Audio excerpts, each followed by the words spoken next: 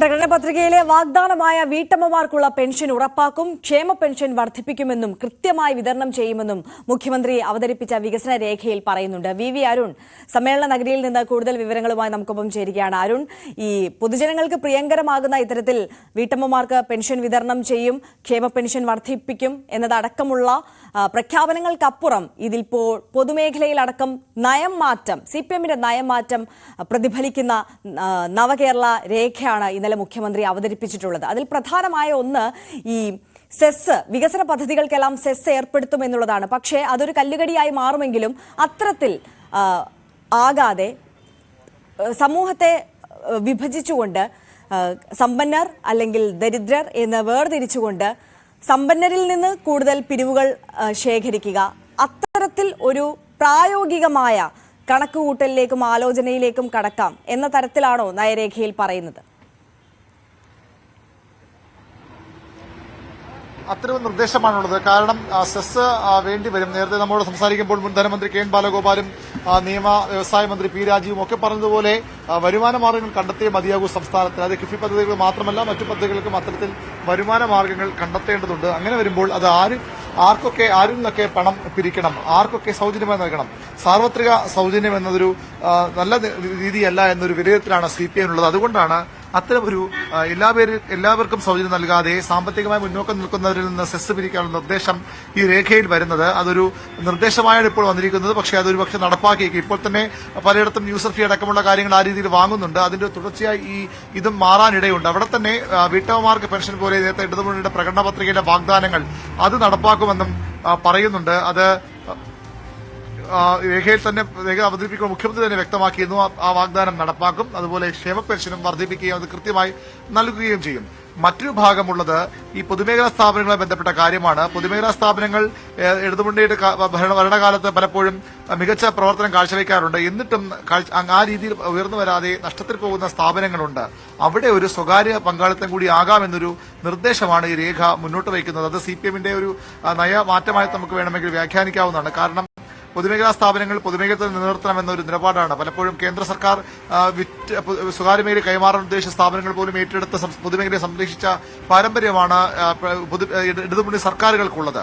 പക്ഷേ ഇവിടെ ഈ രേഖയിൽ 6.1.3 പറയുന്നത് പൊതുമേഖലാ സ്ഥാപനങ്ങൾ യാതൊരു തരത്തിലുള്ള പുനരുദ്ധാരണത്തിനും കഴിയാത്ത സ്ഥാപനങ്ങളെ PPP അടിസ്ഥാനത്തിൽ പുനഃക്രമീകരിക്കുന്നതിനുള്ള സാധ്യതകൾ ആരായുന്നതാണ്. അത് സ്വകാര്യ പങ്കാളിത്തോടുകൂടി പൊതുമേഖലയും സ്വകാര്യ മേഖലയും സ്വകാര്യ മേഖലയും ചേർന്നുള്ള ഒരു PPP മാതൃകയിൽ അത് പുനർക്രമീകരിക്കുന്ന സാധ്യതകൾ ആരായാവുന്നതാണ്. താൽപര്യമുള്ളവർക്ക് നടത്തിക്കൊണ്ടു പോകുന്നതിന് വ്യക്തമായ നിബന്ധനയോടെ കരാർ ഏർപ്പെടുന്ന കാര്യവും പരിശോധിക്കാവുന്നതാണെന്ന് ഈ രേഖയിൽ പറയുന്നു. അവിടെ അതൊരു നയവ്യതിയാനമായി ചൂണ്ടിക്കാണിക്കാവുന്ന ഒരു കാര്യം അതാണ്.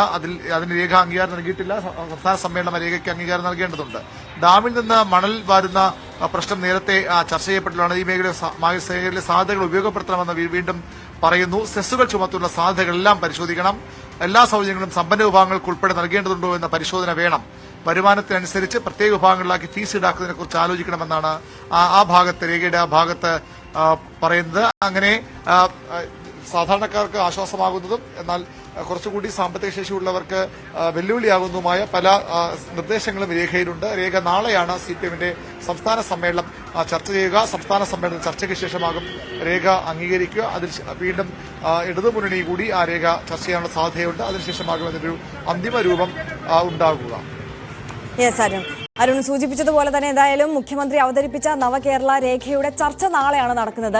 അരുൺ, ഇന്നത്തെ പക്ഷേ പ്രധാനപ്പെട്ട പൊതുചർച്ചയാണ് നടക്കാൻ പോകുന്നത്. അതിൽ സംഘടനാ റിപ്പോർട്ട് നേരത്തെ അവതരിപ്പിച്ചപ്പോൾ സ്വാഭാവികമായും ആത്മവിമർശനങ്ങൾ നിറഞ്ഞ സംഘടനാ റിപ്പോർട്ടാണ് അവതരിപ്പിക്കപ്പെട്ടത്. അതിന്മേലുള്ള ചർച്ച ഏത് തരത്തിലായിരിക്കും മുന്നോട്ട് പോവുക? ഒരു തുടർ ഭരണം ലക്ഷ്യമിട്ടുള്ള നീക്കം എന്നുള്ള തരത്തിൽ വോട്ട് ബാങ്ക് വർദ്ധിപ്പിക്കുക എന്ന തരത്തിലൊക്കെ ഏതൊക്കെ നീക്കങ്ങൾ ആയിരിക്കും ആലോചനയിലുള്ളത്?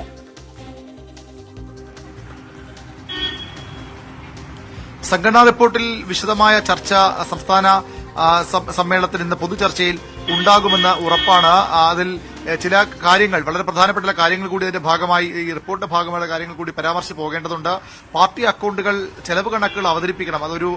ഒരു ഭാഗത്ത് പറയുന്നത് പാർട്ടി അക്കൌണ്ടുകൾ കൃത്യമായി കൈകാര്യം ചെയ്യാൻ എല്ലാ പാർട്ടി ഘടകങ്ങൾക്കും കഴിയണം. സംസ്ഥാന ജില്ലാ കമ്മിറ്റികളുടെ കണക്ക് ഓഡിറ്റ് ചെയ്ത് ഇൻകം ടാക്സ് ഡിപ്പാർട്ട്മെന്റ് സമർപ്പിക്കുന്നുണ്ട്. ഭൂരിപക്ഷം ഏരിയ കമ്മിറ്റികൾ നടപ്പാക്കുന്നുണ്ട്. എന്നാൽ ചില കമ്മിറ്റികൾ ഈ ഫണ്ട് കൈകാര്യം ചെയ്ത് തികഞ്ഞ അലംഭാവം കാണിക്കുന്നു.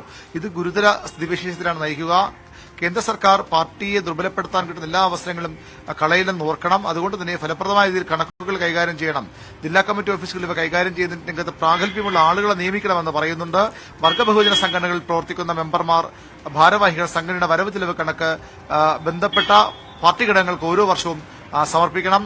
എല്ലാ ഇലക്ഷൻ ഫണ്ട് ഉൾപ്പെടെയുള്ള കാര്യങ്ങളിൽ വളരെ കൃത്യമായ പരിശോധനയും കണക്കുകളും വേണം. തോന്നും പോലെ ഫണ്ടുകൾ കൈകാര്യം ചെയ്യാൻ പാടില്ല. അത് കേന്ദ്ര സർക്കാരിന്റെ ഇടപെടലിന് കൂടി വഴിവെക്കുമെന്നൊരു മുന്നറിയിപ്പ് ഘടകങ്ങൾക്ക് CPM ഈ റിപ്പോർട്ടിന്റെ ഭാഗമായി നൽകുന്നുണ്ട്. വിഭാഗീയത പൂർണ്ണമായും അവസാനിച്ചു എന്നാണ് CPM നേരത്തെ വിലയിരുത്തിയത്. പക്ഷേ ഇതിൽ സംഘടനാ റിപ്പോർട്ട് ഒരു ഭാഗത്ത് പറയുന്നത് ഇക്കഴിഞ്ഞ സമ്മേളന ഘട്ടത്തിൽ വിഭാഗീയമായ പ്രവണതകൾ പൊതുവിൽ അവസാനിച്ചെങ്കിലും അത്തരം സംസ്കാരത്തിന് അകപ്പെട്ടുപോയ സഖാക്കൾ അപൂർവമായി ചിലയിടങ്ങളിലുണ്ട്. അതിന്റെ ഭാഗമായി ഈ വിഷയത്തിലും പ്രാദേശികമായി ഈ സമ്മേളന കാലയളവിലും പ്രശ്നങ്ങൾ ഉയർന്നു വന്നു. വിവിധ തലത്തിലുള്ള പ്രശ്നങ്ങൾ അവിടെയുണ്ട്. വിവിധ തരത്തിലുള്ള ഈ പ്രശ്നങ്ങൾ എല്ലാം ശരിയായ പരിശോധനയ്ക്ക് വിധേയമാക്കാൻ കഴിയണം. പരാതികളെല്ലാം സംസ്ഥാന സെന്ററിൽ നിന്നൊരു കൂട്ടം സഖാക്കൾ ജില്ലാ സെക്രട്ടറിയിൽ പങ്കെടുത്ത് പരിശോധന നടത്തി പ്രശ്നം പരിഹരിക്കണം. വേണ്ടിവന്നാൽ കീഴടങ്ങളെയും സംസ്ഥാന സെന്റർ സഖാക്കൾ മുഖവിലക്കെടുത്തുകൊണ്ട് മെറിറ്റും മൂല്യങ്ങളും കണക്കിലെടുത്ത് അത് തെറ്റായ പ്രവണതകൾ ഒഴിവാക്കണം. വിഭാഗീയ സമിതി ശരിയായ പരിശോധന നടത്തി ആവശ്യമായ നിലപാട് സ്വീകരിക്കണം. നേരത്തെ സമ്മേളന ഘട്ടത്തിൽ ലോക്കൽ കമ്മിറ്റികളിൽ സംസ്ഥാന സെക്രട്ടറി വരെ പങ്കെടുത്തുകൊണ്ട് മുന്നോട്ട് പോയിരുന്നു. ആ നിലപാട് ഇക്കാര്യത്തിൽ തുടരും. പാർട്ടിക്ക് പിന്നിൽ ജനങ്ങളെ അണിനിരത്തിന് പകരം വ്യക്തിക്ക് പിന്നിലും സ്ഥാപിത താൽപര്യങ്ങൾക്ക് പിന്നിലും അണിനിരത്തി പാർട്ടി ഉപയോഗിക്കാൻ ശ്രമിക്കുന്നവർക്കെതിരെ ശക്തമായ നടപടി സ്വീകരിക്കുമെന്ന മുന്നറിയിപ്പ് രേഖയിൽ പറയുന്നുണ്ട്. മന്ത്രിമാരുടെ പ്രവർത്തനം വിലയിരുത്തുന്നുണ്ട്. ചില മന്ത്രിമാർ പ്രതീക്ഷയ്ക്കൊത്ത് ഉയർന്നില്ല എന്ന വിമർശനം ഈ രേഖയിലുണ്ട്. സംസ്ഥാന സെക്രട്ടറി അംഗങ്ങളുടെ പ്രവർത്തനം അതേ രീതിയിൽ വിലയിരുത്തുന്നു.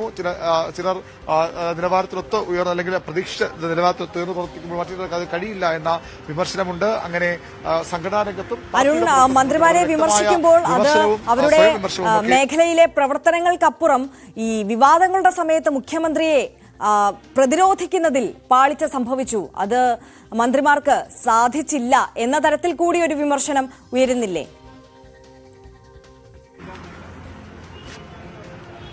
തീർച്ചയായും അത്തരം വിമർശനങ്ങളും ഉയരുന്നുണ്ട്. മുഖ്യമന്ത്രിയെ വിവാദങ്ങൾ സമയത്ത് മുഖ്യമന്ത്രിയാണ് പലപ്പോഴും വിവാദങ്ങൾക്ക് മറുപടി പറഞ്ഞത്. വളരെ കൃത്യമായി നമ്മൾ ആ ഘട്ടം മുതൽ നോക്കുമ്പോൾ ആ പരാമർശം വളരെ ശരിയെന്ന് മനസ്സിലാകും. കാരണം മുഖ്യമന്ത്രിക്കും കുടുംബത്തിനുമെതിരെ വലിയ ആക്രമണം ഉണ്ടാകുമ്പോൾ അത് പ്രതിരോധിക്കാൻ മന്ത്രിമാർ, കേന്ദ്ര കമ്മിറ്റി അംഗങ്ങൾ ഉൾപ്പെടെ നേതാക്കൾ പോലും പരസ്യമായി രംഗത്ത് വന്നില്ല എന്നൊരു സ്ഥിതിവിശേഷം ഉണ്ടായിരുന്നു. വളരെ ചുരുക്കം നേതാക്കൾ മാത്രമാണ് അത്തരത്തിൽ മുഖ്യമന്ത്രിക്ക് പിന്തുണയുമായി, മുഖ്യമന്ത്രി കുടുംബത്തിന് പിന്തുണയുമായി രംഗത്ത് വന്നത്. അത് ഈ റിപ്പോർട്ടിൽ പരാമർശിക്കുന്നുണ്ട്.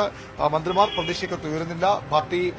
പാർട്ടി നേതൃത്വം ഇത്തരത്തിൽ പ്രതിസന്ധിയിലാകുമ്പോൾ അത് പ്രതിരോധിക്കാൻ ചില മന്ത്രിമാർക്കെങ്കിലും കഴിയാതെ പോകുന്നു. ചില സംസ്ഥാന സെക്രട്ടറി അംഗങ്ങളെങ്കിലും ആ രീതിയിൽ ഉയർന്നു പ്രവർത്തിക്കുന്നില്ല എന്ന പരാമർശവും ഈ റിപ്പോർട്ടിന്റെ ഭാഗമായുണ്ട്.